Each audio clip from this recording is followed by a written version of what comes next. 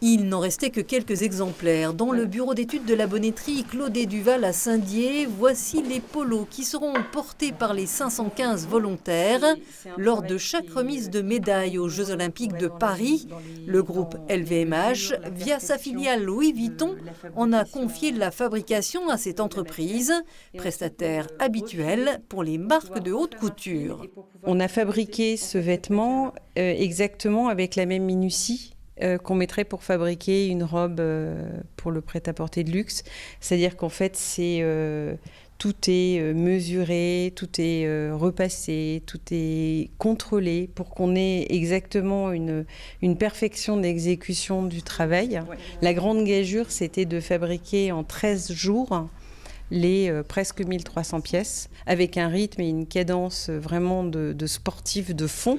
La confection de ces polos dans les Vosges est une fierté pour la région, ce que n'a pas manqué de souligner Franck Leroy, le président du Grand Est, à Rémi Duval, le propriétaire de la bonneterie, lors d'une récente visite de l'usine.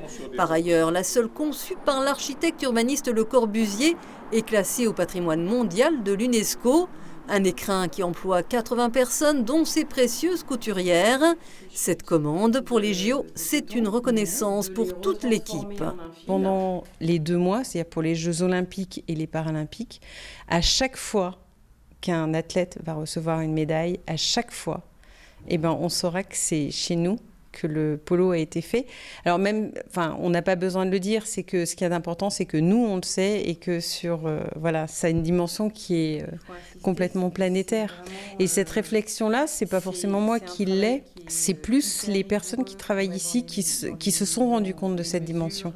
Le travail a un vrai sens par rapport à ce qu'ils font et une finalité, et puis c'est des beaux produits et c'est pour un très bel événement. Dans une mode vintage, ces polos sont un clin d'œil enfin aux Jeux de 1924.